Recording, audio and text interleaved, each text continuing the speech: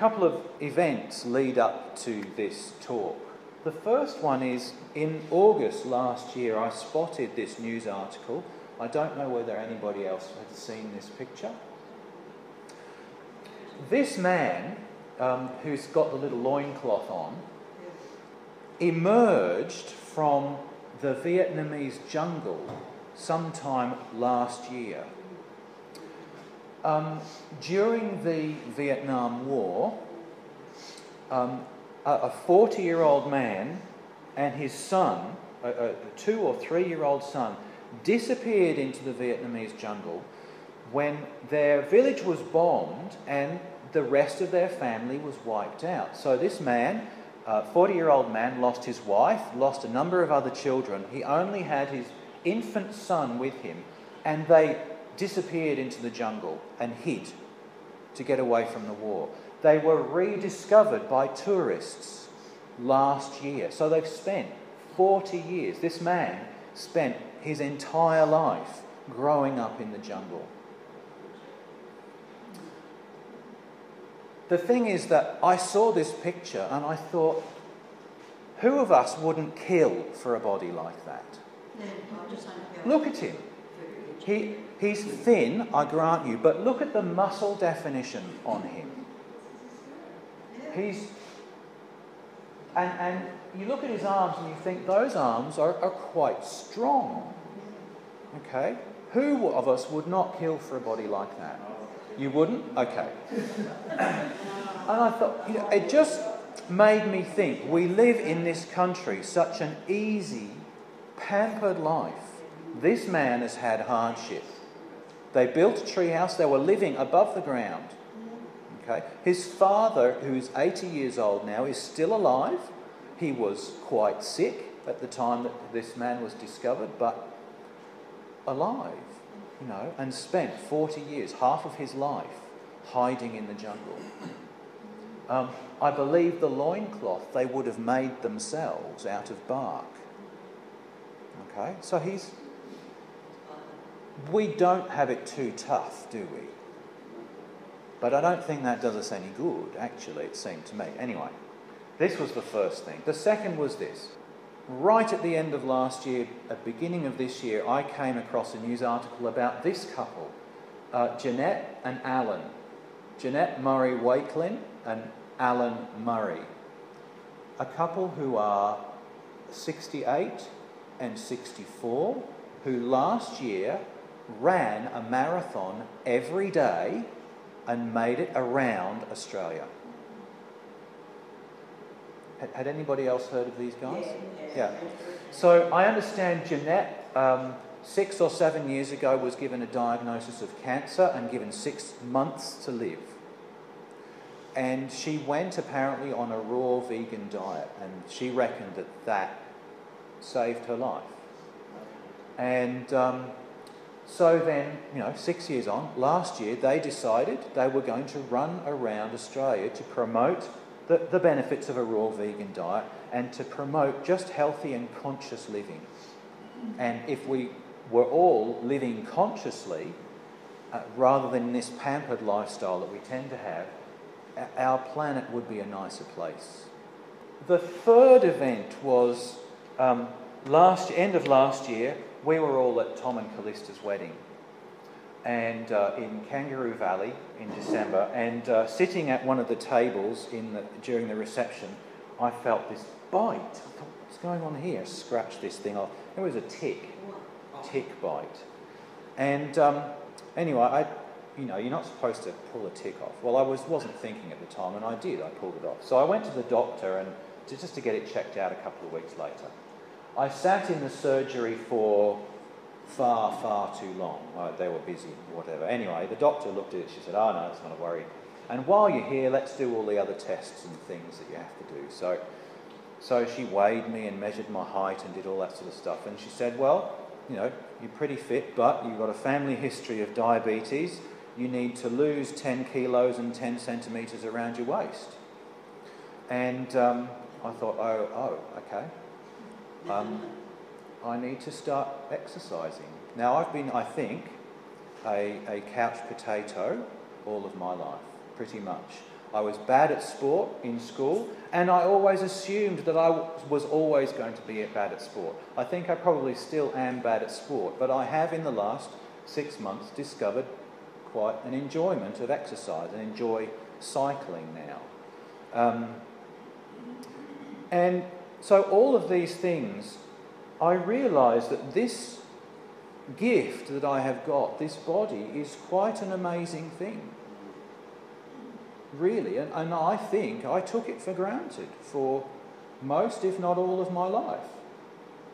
Yet, I joked to Todd Beiswanger in Sydney. I said, in 4 years' time I might be a grandfather, and was ready to settle down and, just, I don't know, not do anything, just be a granddad.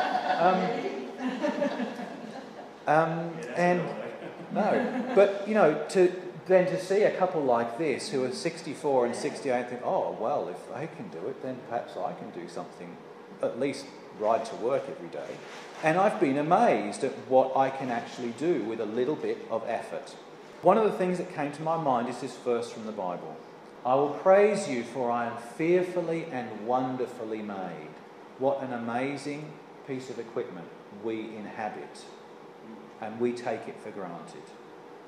I went looking for what this verse actually means, and I have to say I found very little in the way of actually good, satisfactory commentary about this. So I've done a little bit of digging, and I'm going to show you my digging today. One of the first places I went was the Interlinear Bible. An Interlinear Bible is an interesting thing if you haven't seen it.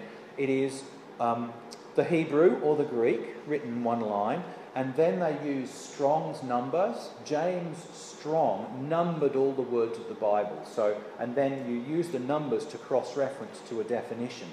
So there's the Hebrew, there's Strong's numbers for each of those words, and then there's an English translation underneath. The Interlinear Bible translates this way. I will thank you, for with fearful things I am wonderful. It's interesting, isn't it? It's slightly different. I wonder, in exploring what this means, do you have a sense of what the whole psalm means? We read it through today, Psalm 139. As a general sense from that, what do you think that is talking about? What I thought of was just to say that the Psalm 139, quite plainly, is about the Lord's caring for us. The Lord's knowledge and understanding of me, and his guidance of me through my life. That seemed to me to be what the whole of the psalm was, on a very plain sense about. Now, what is it that the Lord cares about in our life? Is he interested that we become rich? Is he interested that we become powerful? Does he want a large family for us? Is he interested in our physical fitness? Like, I want that body that bloke had from Vietnam. Is the Lord interested in giving that to me? I don't think so. The Lord is interested in me as a person, not the outside, not the concrete stuff, not this thing you see, but the me that is in here somewhere, the spiritual development and growth of the person. That's what the Lord is interested in, surely. And in that sense, that verse from the Bible makes the body a meditation on my spiritual growth. So, do you think that that's right? Do you think that's really what the word says? Well, I'm going to show you some things. Have a look at this. This is the preceding verse. For you formed my inward parts, you covered me in my mother's womb. Now, even in English, when we look at inward parts, we've got two ways we could think of that. We could think about this, what's in here, or we can think about something else. What could we think about? Our inward parts. The mind, the soul. Now, again, be aware, this is a translation of what these words actually say. Here's a closer translation. For you formed my kidneys. You covered me in my mother's belly. That's a closer transliteration into English. Jeremy? More concrete, absolutely. Now, here's the interesting thing. Kidneys. Does anybody remember a couple of years ago I spoke about the kidneys? You do? Cool. Well done. Points for you. Can you remember the other word, Galen, that kidneys might be translated as? Yeah, mind. I, the Lord, search the heart, I test the mind. Now that is the New King James translation, and that word mind is the same word as kidneys. Okay? But in context, in Jeremiah, the translators have decided, no, mind is the more accurate way to put it across in English. So, for you have formed my mind. You covered me in my mother's belly. Let's go to the next one. Mother can also mean and reflect the point of departure. My beginning. Makes sense, doesn't it? Mother is my beginning. Okay. Belly is the seat of the mental faculties. Isn't it interesting what the Hebrew language brings up? Let's go on. I will praise you, for I am fearfully and wonderfully made. There are three words in here again that I want to look at. Praise, fearful and wonderful. Praise is an interesting word. It's derived from the word for hand. It's not the same word, but it's derived from it. It means to throw, to shoot, or to cast down. Okay? And it's translated as give thanks, praise, or confess. So the give thanks, the praise, the confess, they're the abstract terms. They're the terms we're used to in English. But to a Hebrew, they would read throw, shoot, cast down. So it's picking something up in the hand and releasing it. You see? And to a Hebrew, that is praise. That is thanks, giving thanks. You could imagine casting something down in front of a king, for example, as a gift, perhaps. When I read this, I thought, let go and let God. That is what praise, that word we translate as praise, suggests. Now, fearfully. Fear, literally translated, and I had to do quite a bit of searching for this one, is a flowing of the gut. A flowing of the gut. Why? Why does that reflect fear? It is the physical experience of fear. When you feel fear, you get butterflies in your stomach. And it is translated as fear and reverence. Now, I'm going to read a slightly extended passage from this little article, The Living Words, and it's about fear. The literal concrete meaning of yara, and yara is the word fear, is a flowing of the gut, which can be applied to fear or reverence. Have you ever been so scared or been in the presence of something so amazing you could feel it in your gut? That feeling is the meaning of this word. He then goes on to talk about this little phrase from Proverbs: the fear of the Lord is the beginning of wisdom, and the knowledge of the holy is understanding. When a noun precedes another noun, the first noun is in the construct state, meaning it is connected to the second noun. So in Hebrew we've got the word for fear, or the flowing of the gut, and we've got the word for Lord, or Yahweh. And when they go together, it means that the first word belongs to the second word, the fear of the Lord. An example of a construct noun is kingdom of God. The first noun, kingdom, belongs to the second noun, God. So he then asks the question, so why do we think the word fear in the construct phrase, fear of Yahweh, is our fear and not Yahweh's fear?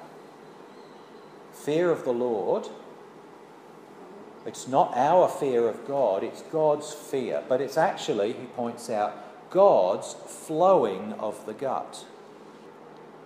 So he then says the question becomes, what flows out of the gut of Yahweh? What flows out of the gut of the Lord? And he says the Hebrew for the law of the Lord is Torat Yahweh. Torat is teaching. It is derived from the verb to throw and is closely related to the verb fear.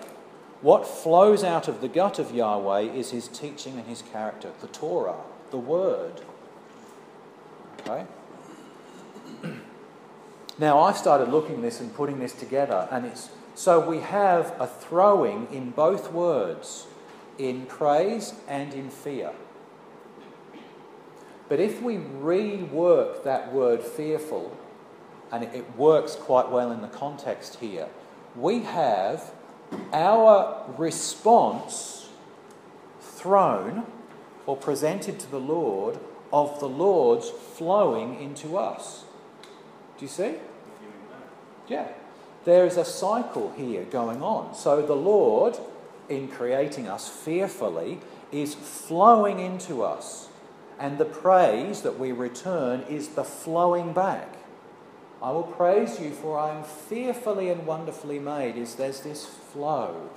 We are in the flow of life. That's what this is talking about, I think. And that got me thinking about this passage from Isaiah, one that I love. For as the rain comes down and the snow from heaven, and do not return there, but water the earth and make it bring forth and bud, that it may give seed to the sower and bread to the eater, so shall my word be that goes forth from my mouth. It shall not return to me void, but shall accomplish what I please, and it shall prosper in the thing for which I sent it. There's a flowing of the word and a flowing back. And this is us caught up in that flow. We're going to go on to the last word. Now, this is the least satisfactory translation in my mind, and I'll show you why. The word wonderful means to sever, separate, set apart. And the English just doesn't cut it, I'm afraid. It just doesn't do it. There was in one commentary the suggestion this word means distinct. So in what the translator is trying to put across is that mankind is distinct from the rest of creation. There is something fundamentally more wonderful about us than everything else in the world. That's what they were suggesting this means. And therefore the translation wonderful. I can see what they mean. But when we look elsewhere in the word for this word, sever, separate and set apart, it actually has within it a sense of protection. It happens 3 times in the book of Exodus, in the plagues. The 10 plagues of Egypt, the children of Israel were separated from the Egyptians. They weren't touched by the plague. It's the same word. Okay, so there's a protection there. The word in our translation in the psalm is wonderful. In the plagues, the word is sever. Okay, so the words that I've got highlighted here that translate this, apart from wonderful, are sever, difference, separated, set apart, marvellous. Those are the words that translate this particular word. So, the question is, what do we learn from all of this? I think separation is a common theme in the word as a whole. We have things like winnowing. Is everybody aware of what winnowing is? Winnowing is using the wind and throwing the wheat up in the air so that the chaff blows away and the heavier grain is separated and left at the feet of the person winnowing. It's a separation. There's the 144,000 mentioned in Revelation who are separated. There's the idea of the remnant of Israel who are separated and brought back to the land. It's tempting for us to think of separation in the way it is used in the Exodus stories of the plagues, that somehow we are protected from the evil that other people do. It's not. That's not right. The Lord doesn't do that physically for us. There's a passage in Luke's Gospel where the Lord, I'll just read it, it's short. There were present at that season some who told Jesus, about the Galileans whose blood Pilate had mingled with their sacrifices. And Jesus answered and said to them, do you suppose that these Galileans were worse sinners than all other Galileans because they suffered such things? I tell you, no. But unless you repent, you will all likewise perish. Or the 18 on whom the tower of Siloam fell and killed them, do you think that they were worse sinners than all the other men who dwelt in Jerusalem? I tell you, no. But unless you repent, you will all likewise perish. The Lord's interest is not in our physical health. It is not in our riches. It is not in how many people we know, the size of our family. It is in our spiritual welfare. And the evil that touches our spiritual welfare is the evil that we do ourselves. So, we look at tragedies in the world. We've had 2 Malaysian airplanes disappear. Well, one certainly hasn't disappeared. We know exactly what happened to it. Many, many people killed. Do we expect that just because we believe in the Lord that we are protected from that kind of thing? We're not. The Lord's concern for us is our spiritual welfare, and the Lord is concerned for every one of those people on those airplanes, but not in the way that we are. We think about what a terrible tragedy it is that so many lives were lost. But for the Lord, it is whether he can bring those people into heaven. That is what matters.